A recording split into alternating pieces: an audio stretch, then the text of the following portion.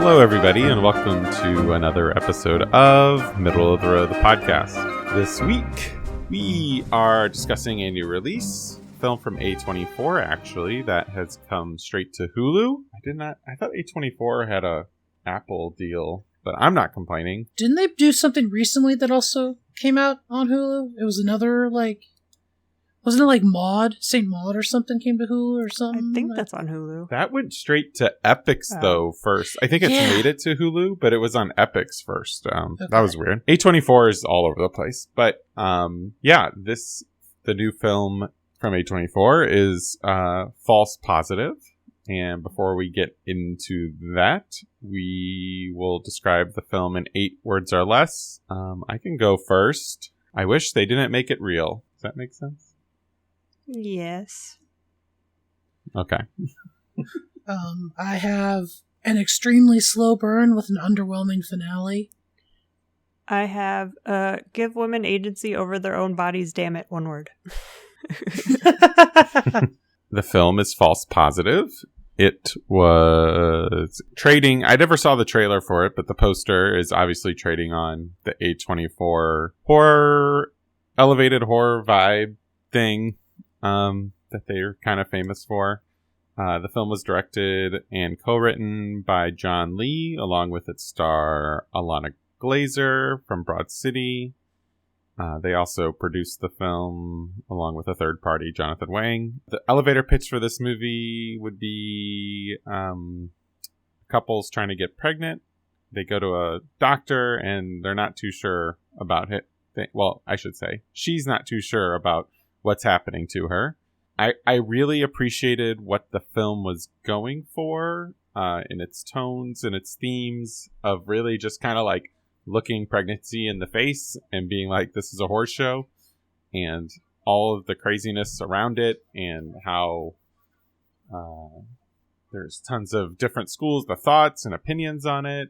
And this is kind of similar to the way I felt about the Babadook, in that I was like, okay, I really like that this movie is treading in a place of Babadook had more explicit like genre elements to it throughout, I would say, but like it was towing this line of, is what's really happening, or is it this person's delusion at the front of the core of the movie? And I was really rolling with it, and then though I thought, like Ben said in his 8 words or less, I thought it was a little slow, even at an hour and a half. But I was like, okay, I was really intrigued to see how they pull all these little, because it does put a lot on the table, I think. I was intrigued to see how they're going to pull it all together. And I think they just completely missed the mark in the finale. And partially that's because it embraces the genre a little bit more. And then it just gets lost on its messaging a little bit too. It's a movie that has no empathy or sympathy for anyone, really. It needed a little bit more of a point of view, I think. But I agree with that. The ending statement really dropped the ball for me. I definitely had a point of view with this one. Like, I think it definitely had one anyway. And that was? No, I think just the messaging it had, I think for the most part it worked with it. Like, I mean, you're saying it was more about the horror shows of just pregnancy, but I just, like, took it for, like, representation on the whole of just women not having a say in what happens to their own bodies. Yeah. No, I agree. I mean, that's there. That's one of a lot of things that are there. I'm not like, I think it's there even through the end. I'm also on board with there being some stuff about the ending that didn't quite work for me, but for the most part, I thought it stuck to that message pretty well. I don't disagree. It's just like it kind of paints itself into a box for me of like, is the old guard way, I should say, is the modern medicine way of doing things a bad guy? Is the new agey side of things the bad guy? And then it kind of paints Alana Glazer's character into this corner of, well, she's either crazy, which looks bad, for saying, well, pregnant women are... So that would lean into that narrative. Does that make sense? Yeah. Yeah. And I don't... It just feels like I felt like they painted themselves into a corner where they couldn't where the ending could have worked if they would have laid a little more better groundwork for it for me. But I completely sympathize with all the angles and the montage kind of right at the halfway point of the movie where she is connecting on midwife. in her own way with the midwife is a really great scene and eye-opening scene. Mm-hmm. But at the same time, it felt juxtaposed. And then that's the other thing. They criticize that too later on. Mm-hmm. It just like, I don't know who their target is. Yeah, like, no, I can the target definitely agree seems with to that. be often moving. Yeah. Can I just say one thing about that midsection where there was the montage about the history of birth and whatnot?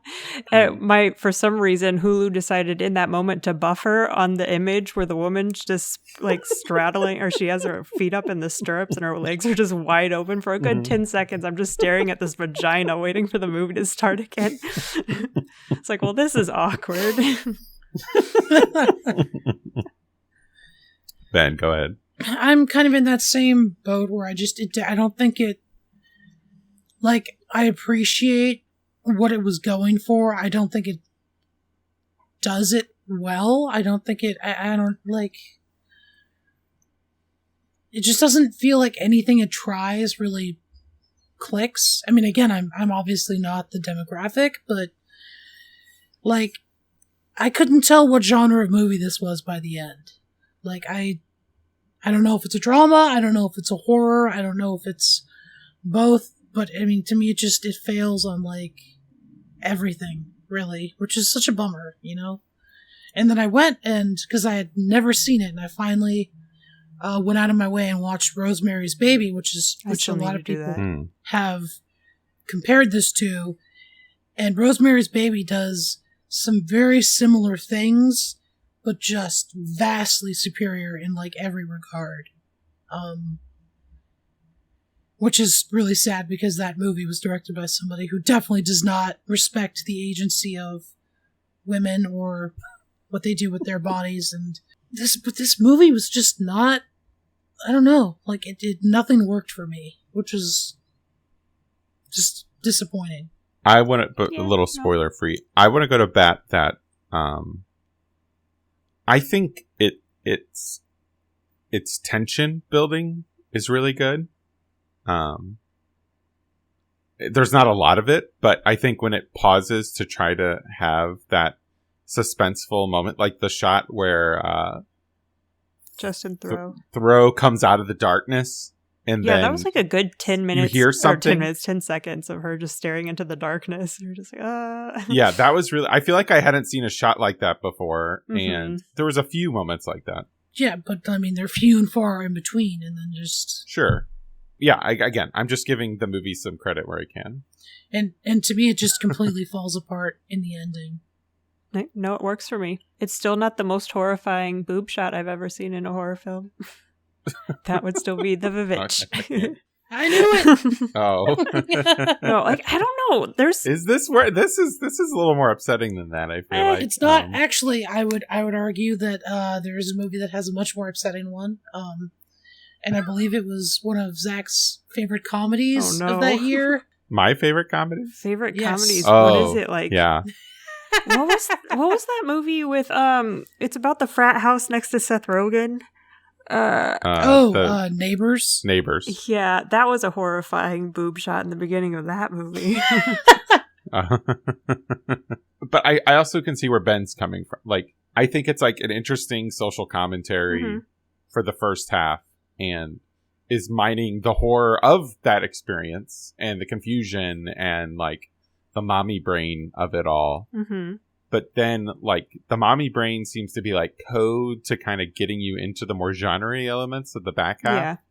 And it feels like it just flips the switch way too late. And I also wish there was a lot more dark comedy here. Like, I felt... Yeah, that I agree with. And, like, I don't know if it was just trying and failing. I don't think it even attempted it. I think it played it more straight-faced. There was a couple I think there was maybe one part where I legit laughed at something, but for the most part, I didn't find much comedy in it, I don't think. Yeah. It was the part where she's talking to the midwife, or it's in that video section where she screams and then the midwife just like spritzes her face with water. Yeah. And for some reason that made me laugh so much. But like, I don't know. I definitely see all of you're saying. And this is one of those movies where I'm not at all shocked that it's coming in all over the place and how people react to it. But I feel like for some reason, and usually art house horror is not my favorite genre at all, but for some reason a lot of this worked for me, maybe just the female perspective, not to say that you can't understand it as a man. But it's fair. But yeah, it's like so much of it, and like a lot of the complaints you have, I feel like I'm kind of giving them the benefit of the doubt of where it's like so much of the stuff is just weird and nonsensical, and I'm just like, well, I mean, when you feel out of control in these situations, this could be symbolic of that. And it's like, who knows what they're actually trying to do and if that's on purpose or not. I'm giving them the benefit of the doubt.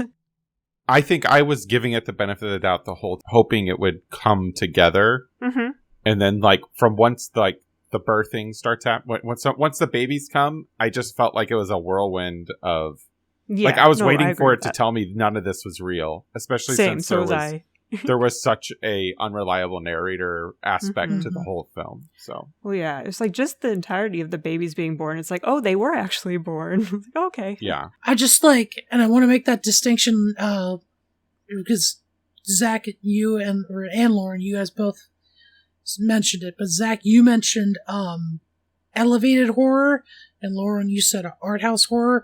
I think elevated horror is such a bullshit concept because it implies what even it's is like the concept? that's like art house horror is elevated horror because it's, you know, higher tier, higher thought, but it's also like that implies that everything else is like not, you know, like it's lower tier, lower. I wouldn't call it lower tier. It's just art house versus like, but it's like, popcorn but it's horror like for elevated me. Like is like better than, you know, it's not elevated. So it's, you know, but it's just no.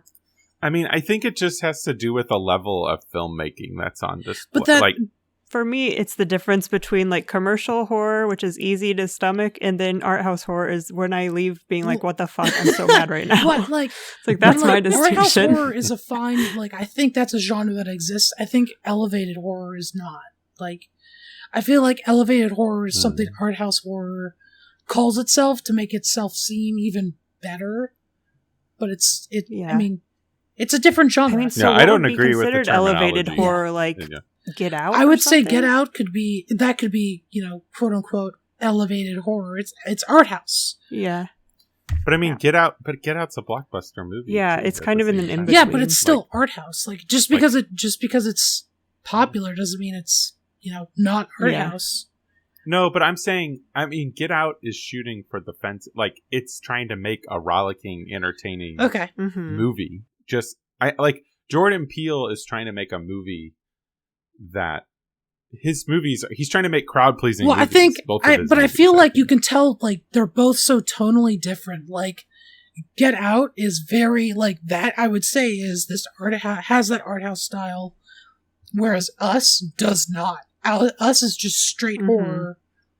I think that's purely just a budgetary thing that you're referencing. Get Out is smaller by the sake of its budget, where he was able to go a little bit bigger. But like Get Out is like headier and has more. I think it's a more thought-provoking film.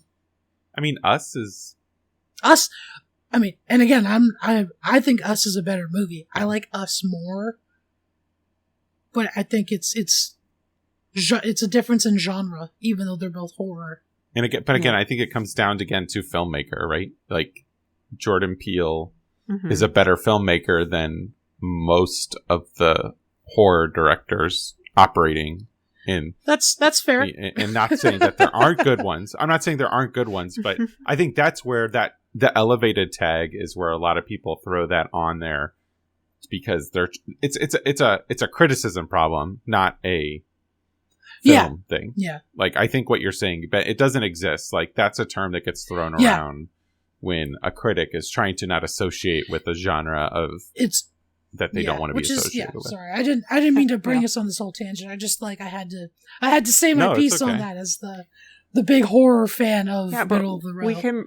We can bring it back because while watching this movie, I kept thinking of, I think it was just the tension building that we kind of talked to, or I think Zach brought up earlier, where it's like I kept thinking actually of Jordan Peele's films while watching this, especially because of the music, where it kind of felt like an in-between of Jordan Peele suspense kind of mixed with, I kept thinking of Suspiria too, and maybe that's just because I don't have like a big swath of movies in that shot like this type to pick I could from. see that. But Yeah.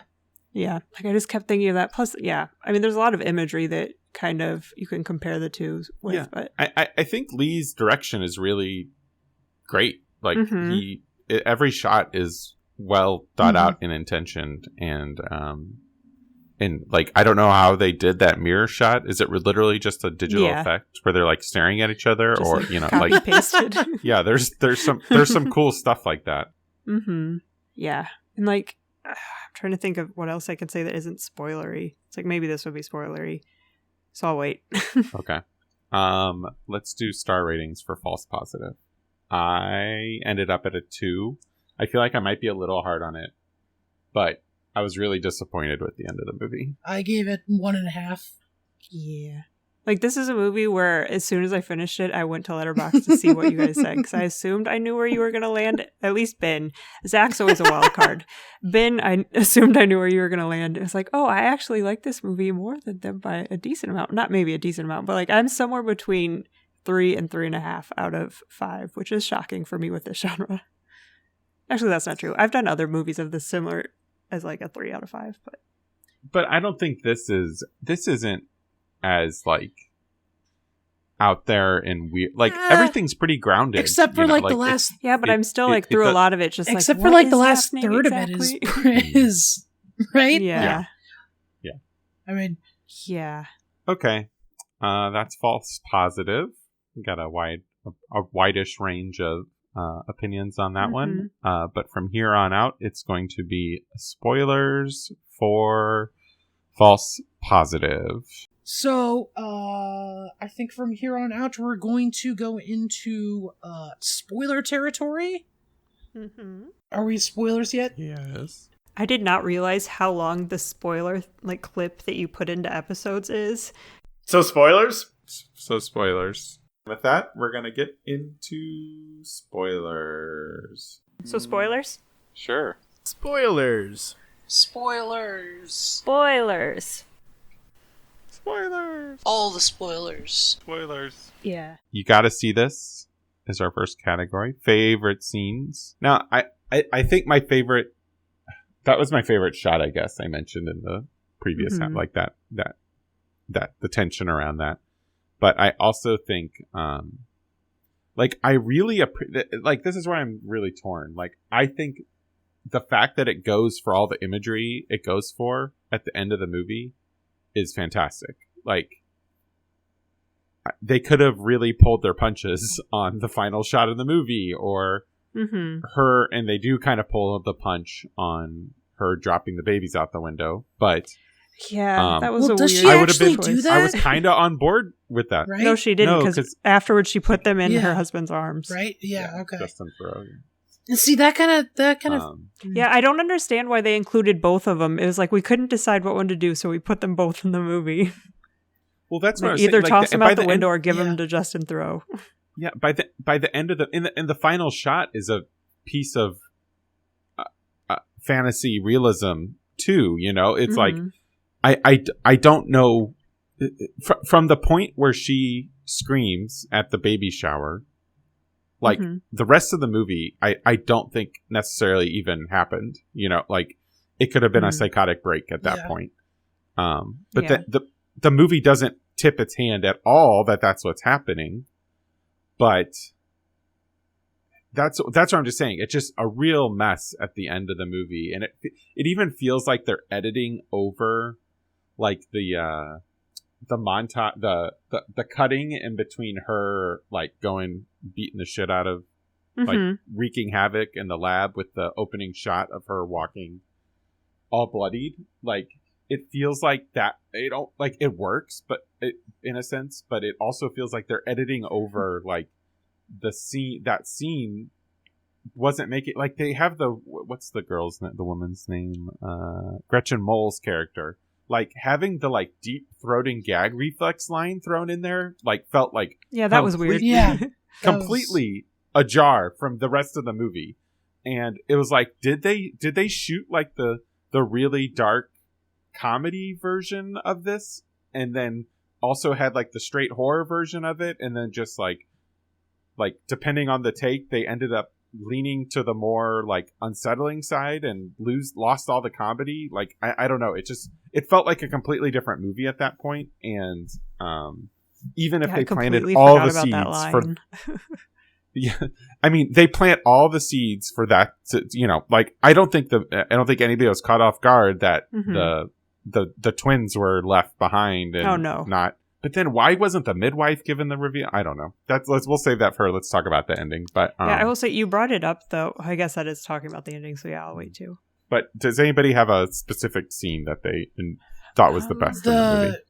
I mean, not really. Go on. I mean, the montage was really good. I liked when she walked out after like possibly killing Pierce Brosnan. It's just like, you guys need to find another doctor, and she's just covered in blood. But see that. But that line again, like it's really well, and I wish that was the tone of the whole movie. Yeah, you know, like, I can see that for sure. I agree with that. Like, where was that dark humor throughout the rest of the movie? And Glazer is prime for that. Like, yeah, she's perfect for that. Yeah, because isn't she's a comedian? It really felt like. I mean, that's what she's known for. Yes. I mean, she has a stand-up special. Her Broad City is a very silly, over-the-top comedy. And like, part of me wonders if she was actively like zigging against that persona. Yeah. And like, part of me wonders, like, should she have been in the movie? I think she does a good job in the movie. I can agree with that. But at the same time, like, if this was her trying to prove herself to, I can do more than comedy, I think it's mostly effective at achieving that. But at the same time, like, her line delivery of "I think you need another doctor," like, I wanted that kind of dark humor throughout the whole movie, and there was just a couple twinges of it. But yes, that was a great line. I agree. But no, I liked that cut. Like the image that we saw in the beginning of the movie, I was like, "Ooh, this is gonna be just like promising young women or woman," because I was like, "Except this is for sure not ketchup." So when like it had it later, for me, it was a very satisfying like callback to that first scene, just because it was like, yes, we finally get to see her just take everything in her own hands and wreak havoc, and I was very much a fan of that. But my favorite scene would probably be just like it, because of how weird Pierce Brosnan's like performance is in the scene when he's I guess it's just artificially inseminating her. I don't know if that's the terminology we want. Yeah. But he just kept like the way he was like smacking his lips like he was sucking on a hard candy or something. And like just the things he would say were just so creepy and cringeworthy in that scene that I kind of loved it for how weird it was. And like at one point he turned to Justin Theroux's character and he said something like "Good work, son," when he was holding up just the syringe of semen. It's like, oh, this is the worst, but it was kind of hilarious. Yeah, I think that also, like, you know, Brosnan was dancing the closest to that tone throughout the whole movie too. And yeah, it just, like I said, it just like it fell apart instead of coming together. And I think there's a good movie buried in here, and they might even shot the thing. It just the way they decided to go for whatever reason ended up not working for me. Maybe we'll get an extended director's cut. Get the Snyder cut of False Positive. I almost, when we were talking about Midsommar, I almost jokingly called it the Astor cut. Just no, thank you. I do not want that cut in this movie or any movie. Sorry, Ari Aster. Let's talk about that ending. Lauren, you were going to say something that was. Like, well, I mean, we said it already about just like the editing choices and how I wish they had picked one or the other of her. Like, because on the one hand, I was very much happy that she did not throw the babies out the window, but at the same time, that would have been just as good for this. But it was like if they had gone for it, but it was kind of like they chickened out. We're like, we'll do this other one where she just gives the baby to Justin Theroux. And one thing I will say about that scene though is like I'm so confused with how much he did actually know. Because, like, it's very clear that he was in on, like, that the boys were the ones that were saved. Or, further along, I don't know how you want to word it, but like, I don't know what else he was involved in. Like, did he know that they were actually Pierce Brosnan's babies? Was he actually aware of that? Because I feel like he wouldn't be. I mean, maybe if he likes Pierce Brosnan that much. Like, there's just a lot about Justin Theroux's characters like that I wasn't sure about. Like, I feel like he could have been better done. I don't know. No, I agree. I think there was a little too much mystery left around him. Like, there's that one malevolent shot of him in the dark with his computer, and I think that's around the time. Oh no, there was definitely deciding... a lot of stuff about him. Like, he was jacking off to like porn of someone getting beat. Oh yeah. Or a woman getting slapped. It's like, so there's definitely plenty around him, and like just the way he put that like cuff on her, it was a bracelet that gets screwed on. It's like, yeah, that's great. That there was the way he forced the pill into her mouth instead of just like handing it for her to take it himself. There was plenty of stuff with his character that very much was like, oh, he's probably not a great dude. But yeah. Yeah, I think they did a good job of towing that line and making it like it could have gone either way a lot of the time with him. Because even when he would usually get upset with her, he did kind of go along with it in the end. But I think there wasn't a lot of clarity around his character, which was and like part that of the scene point, where he and Pierce Brosnan like met in a hotel or something. I didn't quite understand where that fits. You know, it's like I don't know why it was included. Yeah, it was just a weird dream thing. Yeah. I gotta say one thing that was odd. One thing that bummed me out, or like, I don't know, I guess bummed me out is the wrong way to say it, but it just felt lackluster. Like, and I want to be clear that being impregnated with someone like the kids of somebody who you don't think is the father, like what Brosnan did is fucking horrifying. Yes. But like when it starts off and he's like, oh, I'd clone myself if I could. It's like, oh, so is he like, that's legit cloning himself? And then it's like, and the reveal is just like, oh, it's just his stuff. Well, we're still, science has only gone so far. Yeah. But it's like, it's one of those, like, it just felt like like, it was like, at first I'm like, is that just like them boldly claiming what's going to happen? That's like, oh, it's just a throwaway line. It just, I don't know. Like, I just, yeah, no, as soon as that line was given, it's like, okay, it's going to be his baby somehow. And or variation of it, you know. Yeah. But I think that would have been a good line if they left it open at the end to, like, not really know. Just like she's aware it's not. I don't know. It could have been poignant and effective that it was just her just dealing with this pregnant. I'm sure there's real cases out. Obviously. You know, like obviously they talk about the pre. They called it prepartum depression, but I think a lot of stuff online. I googled it because I hadn't really heard that term before. I've only ever heard of like postpartum. Yeah, I think there's like prenatal depression. But yeah, it's like it's like so much of that stuff isn't talked about in general. Like postpartum, that's finally becoming more talked about in the last I don't know how many years. But it's like I've never even heard of prenatal depression. It's like I feel like that's something we should definitely be talking about. And that's where I thought the movie was going to end. I shouldn't say. I figured it was always going to turn into the genre element of it all. But the movie was so grounded in just like, this is the weird shit that happens to you when you're pregnant. You know, like I was really appreciating that. And, I mean, so I guess again, I might've been a little harsh with my 2 stars. That it went where I thought it was going to go, but like just everything that happens to you when you're pregnant, and just in general subservient, like the gender roles and stuff like that, where it's like just the number of times she had to order food for people, I was raging. But like, all her job stuff. It's like, ugh. But then they had the weird thing, like they leaned so close into her losing it. You know, with like the double lunch order thing. Yeah, that was a weird thing. Like her. And then like, I think like the scene, you like really can't defend her behavior at times, a couple times. Like when she was juicing and she's like, I'm just not going to the doctor anymore. I mean, I know the film has given like reasons for it. And like, it was about the transition to the midwife. Going to a different doctor. I mean, she does. That she is saying that. And that's what happens. But then the movie kind of the movie holds her accountable to her. I forget the term. The black. I'm not your Negro savior or something. A lot.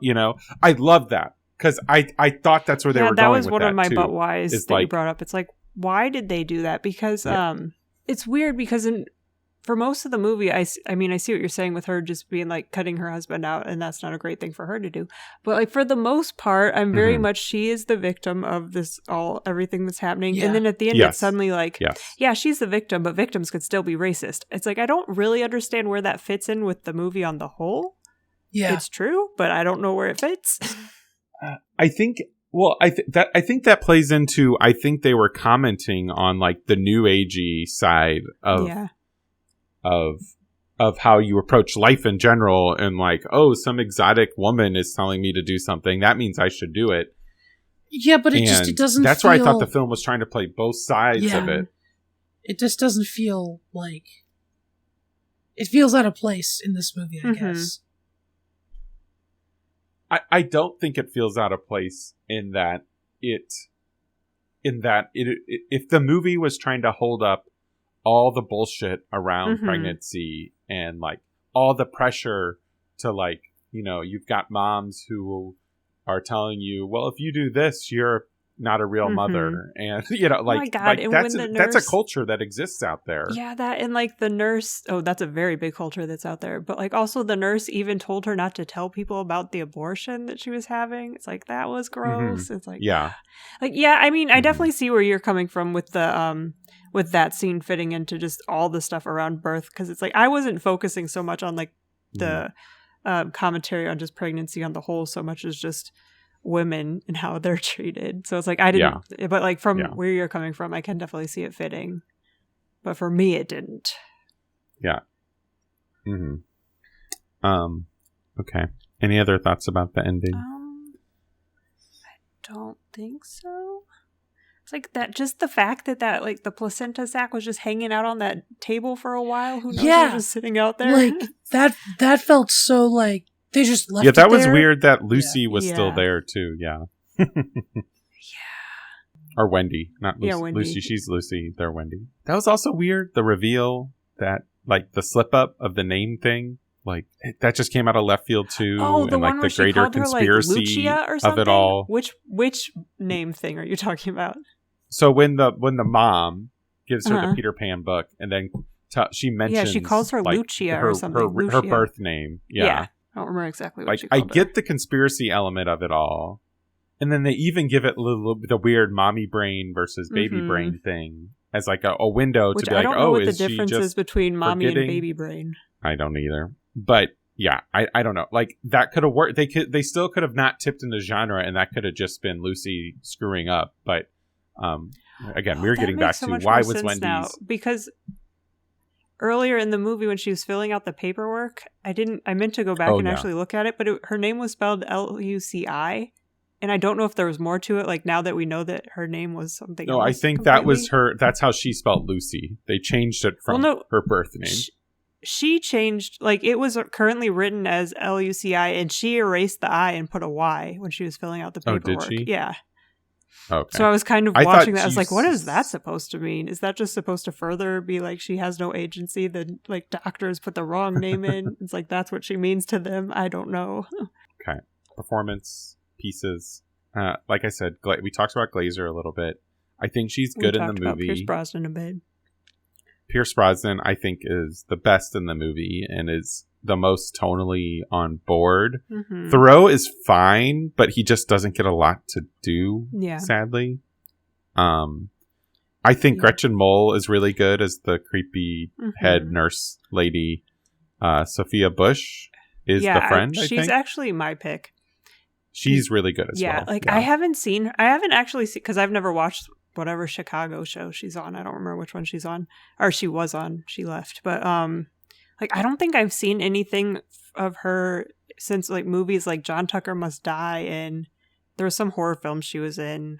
I haven't seen, so it's been since the like mid 2000s that I've seen her in something, and basically everyone who came out of One Tree Hill, I'm just like, they were probably not the best actors or anything. It's like, I just have no, I mean, they were probably great, but just looking back, that show was so just soap opera-y and not my thing that it kind of devalued their performances for me in my mind, you know? So like watching her in this, I was like, oh, she's a legit great actress. So yeah, she gets no, she was great. I think she played that part perfectly. Mm-hmm. Zainab Jah, I'm mispronouncing her name probably, who was the midwife. She was also good. I think she played the part well and was very convincing in the, you know, playing the version that Lucy thought she would, you know, the hallucinatory version of Lucy. And like her disappointment that the disappointment she plays when the reality is revealed at the end is really well done. Yeah. It's not judgy. I mean, it's kind of judgy, but you know, it's just like, no, you were crazy. I don't know what's going on with you, you know, which again, that's weird to have that. Like they're calling Lucy delusional in the middle of this rapid fire ending. But then she's not crazy at the end, you know, it's just, it was just all over the place those last 10, 15 minutes. I definitely feel like they probably should have made a decision between whether or not she was actually crazy or just everyone was gaslighting her throughout the movie. But at the same time, is the last shot saying she's crazy? Like she's not with it, you know, like she's milking her dead fetus and I don't she know. thinks it's alive. Like, I mean, I think that actually is putting their hands on the scales, and maybe I should have given it more credit than I did. Yeah, but at the same time, they show enough things. Though, like, is she bloody? Is she actually all? I don't know. There isn't enough clarity there. Like, you know, like you could have the delusional feeling without clarifying things. Like, how does she get the fetus? This is where my brain was going, but maybe the fetus was never even there. You know, maybe she wasn't covered in blood. She just gave Thoreau the babies. You know, like how long was the blood on her? She was covered in blood in the doctor's office. So, like, the implication is, it just. But that's what I'm saying. But if that none of that really like there's room for interpretation that none of the last 15 minutes happened. You know? Well, you know, if you looked at the blood splatter on her, it actually looked like there was thicker lines underneath her nostrils. So it was actually to symbolize that she was crazy and had a brain aneurysm. That's what happened. The end. And it's like blood out through the nose. It's like and I'm just not a fan of the. You know, it was all a dream, or it was all like in her head, like that tropey bullshit. But also, well, it doesn't explicitly say that too. So it's trying to have it both ways. It could have been that. Yeah. Yeah. They definitely needed to pick a lane, I think, at the end, and they didn't. I guess this goes under. You got to see this. I just had a thought. I thought the shot when she was in the tub was really great too. Where she was she thinks she's getting drowned by Pierce Brosnan and Justin Theroux, whose face was switching. But that was just a really well done scene as well, I thought. Just bringing that back. Repeat after me. I think we all agreed on "You're gonna need another doctor" was the best line, maybe. That was my favorite, or that was one of the good lines, but my favorite line was actually just a completely random line. Was when she was first meeting the other moms, and the line that opened the scene was just one of the other moms saying, "So then I got into part-time food styling." I was just like, fuck it. Like, what the hell is part-time food styling?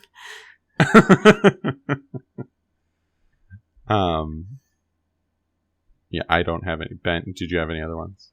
Nope, not really. No. There was another line. It wasn't my favorite, but it was super gross at the end with Pierce Brosnan, where he was like, "These boys will spread the seed." It's like, oh. Yeah, it's like, oh, cool. That I needed to feel more uncomfortable. Thank you for that. But wise, we've kind of touched on them a little bit. Did you need to dive deeper on any, Lauren? No, my biggest but why was just mostly the thing with the midwife. Just needing to pick a lane. Why? But why? Why didn't they, if they're going to tip all the way into genre, why not make it all be clone, like an actual clone? Yes, and exactly. not just a semen, you know, like it's a weird, again, it's like, I don't know.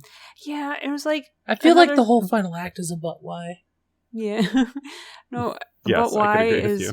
why did she keep hearing something off screen? It's like, if it was in fact actually nothing, what was she hearing? Yeah, that was weird too. They kind of got rid of that gimmick Mhm. too. There was like 3 instances. There was like the one where she finds the bloody safe thing.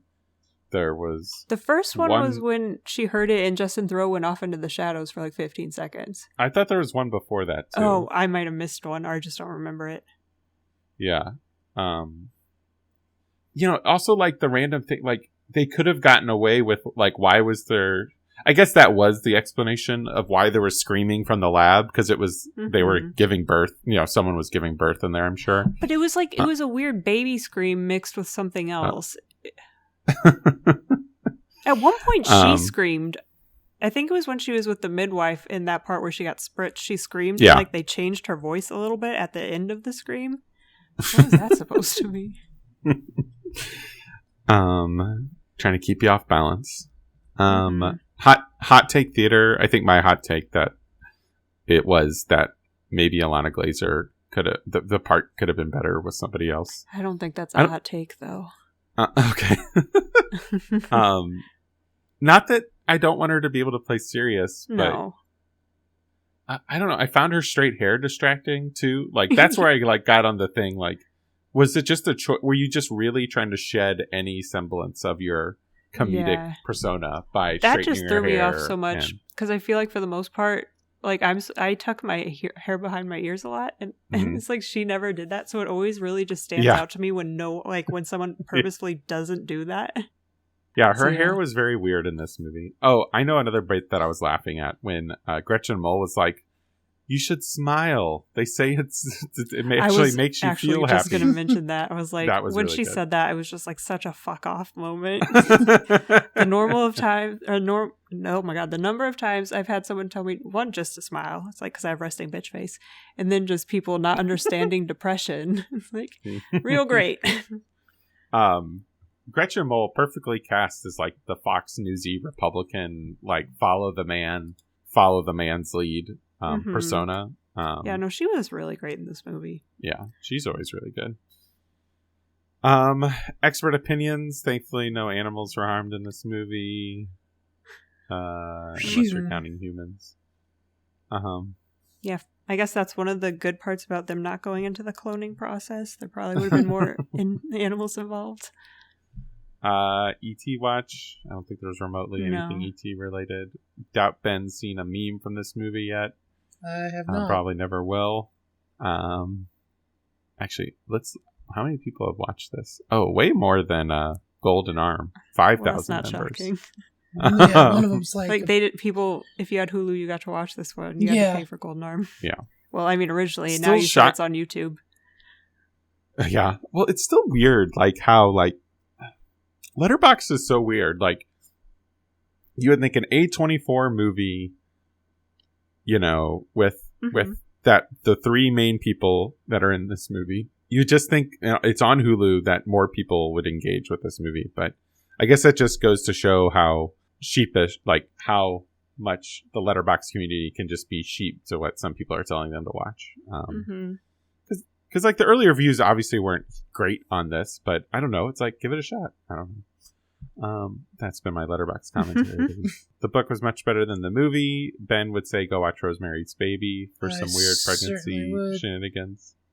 I need to rewatch that one. It's like, and I didn't think it was great. I thought it was good. Like the ending is really great, but like, I mean, I think it's over 2 hours long, so it's another slow burn. But it's like, in this one, it's worth it. That movie, I'm surprised that movie hasn't got like fully canceled. I mean, it's just a great fucking movie. I think that's what it comes down to. Like, it's Roman Polanski who did, who has, he can't come to the U.S. because he's wanted for statutory rape charges here, and it stars Mia Farrow, who is at the center of all the Woody Allen shenanigans. Oh yeah.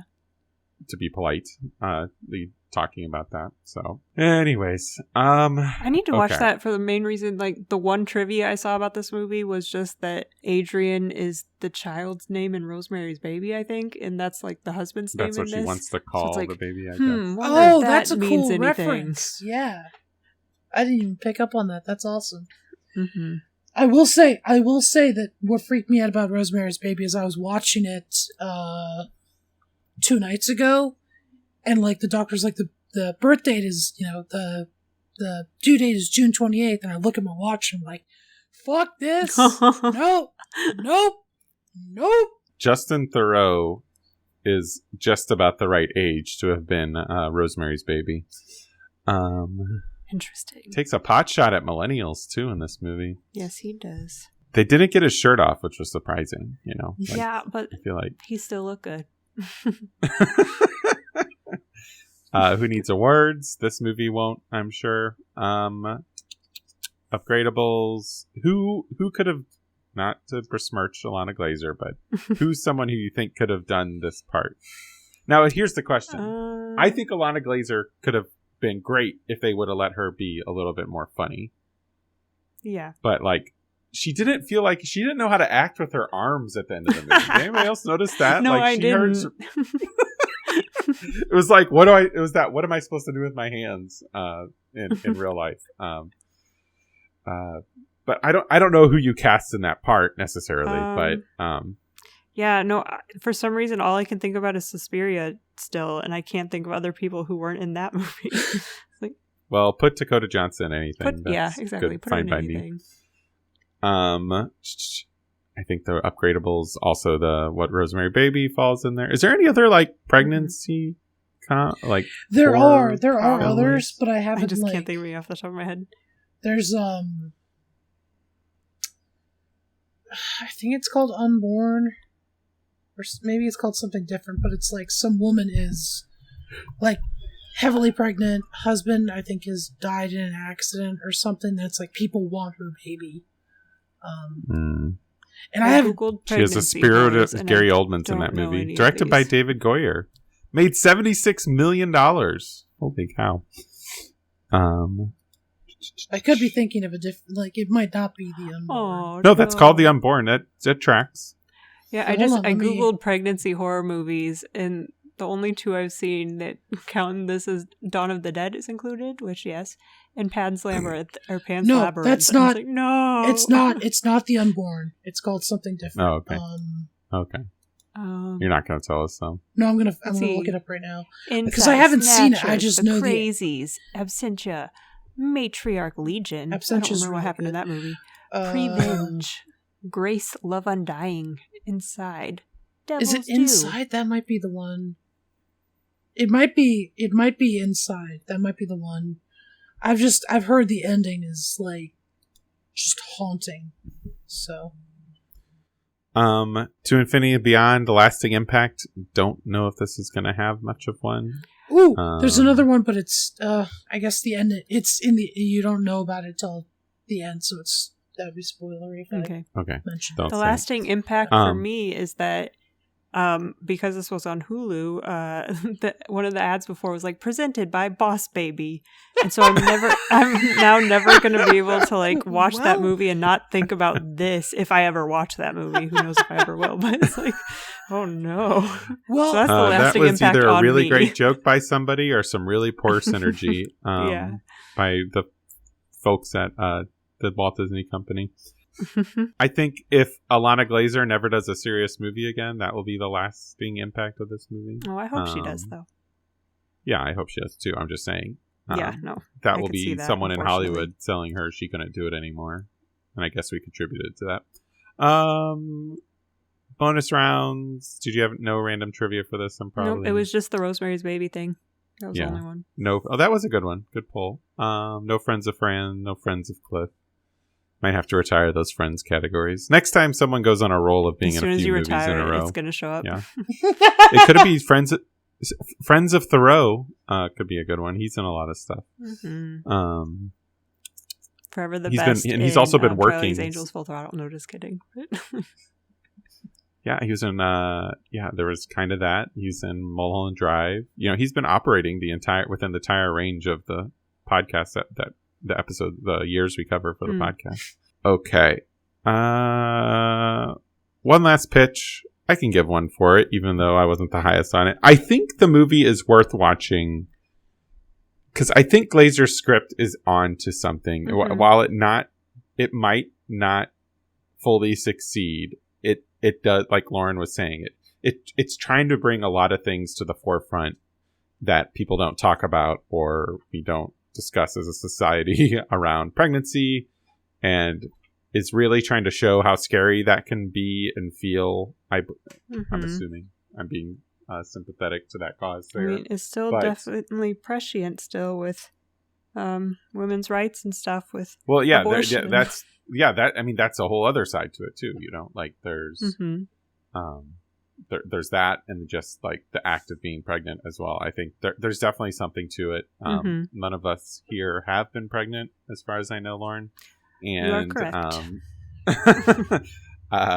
So it'd be interesting to see how this movie speaks, especially that first half of the movie speaks to somebody who has gone through that. And yeah, I should make my sister. I just wish it came together in the end. Yeah, make Heather watch it.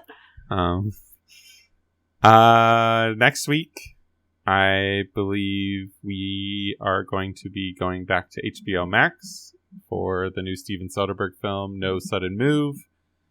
That movie has everybody in it. I think the guys on the poster are Don Cheadle and Benicio del Toro, two old pros of Steven Soderbergh's troupe of actors. It's been a while for both of them. It's been a while. But it's also got, I think, John Hamm, David Harbour, what's the girl's name from Uncut Gems? Something Fox. She's Julia in it. Fox, yeah. Julia Fox. I was like, Adele Dazeem. Oh, she's good too. She was good in that movie. What's it called? I just lost it. I tried to Google it. No Sudden Move, right? I have no yes, idea, that was it. I got it. Benicio, David Harbour, Ray Liotta, John Hamm, Brendan Fraser, The Year of Fraser, Kieran Culkin, Amy Simons, love Amy Simons. Y'all want your Fraser fix? You should go check out The Mummy, Doom Patrol as well. I got that 4K Mummy collection. The only so Rachel Weisz and Emotep are not on the cover, and I'm like, that's some horseshit. How dare they? Jet Li's on the cover. Like, what the fuck? What? I've not even seen the one he's in. It's not good. That's why I haven't seen it. I mean, actually, but we're going to be okay. Why do you not put Rachel Weisz on the cover? She's one of the two main draws. Well, she's not in the third one because she wasn't in the third one. I know, but still, she's still a main draw. That movie is very much a bisexual. She's the only reason I would want to watch those movies again. I gave the Dragon Emperor 2.5 stars. That's pretty generous. That could be worse. I've never seen it. Oh yeah, but this is a bin rating, so it's probably a 1 for us. Yeah. Steven Soderbergh's No Sudden Move. Oh, it's not capitalized. That's weird. Maybe that's a mistake. Yeah, it's on HBO Max. I'm very much looking forward to it. We'll see what everybody else thinks. Until then, I'm Zach Oldenburg. You can find me wherever you can find at Zach Oldenburg. You can find us at middleofrow.com. Find us on Patreon. You can rate and review the podcast. Find us on Twitter, middleofrow.com, or Middle of Row on Twitter. And rating and reviewing Death Stuff, apparently. I'm Ben Grigsby. You can find me on Twitter, Twitch, and Letterboxd at the Grigsby Bear. And you can find all of us on Facebook at Middle of the Row. And I'm Lauren Heimbaugh. You can find me on Twitter and Letterboxd at Beware of Trees. And you can find us on Tumblr at middleofrow.tumblr.com. Thanks for listening. Go watch No Sudden Move. Is that right? Yeah. And remember, the best seats are in the middle of the row. I just thought I screwed it up.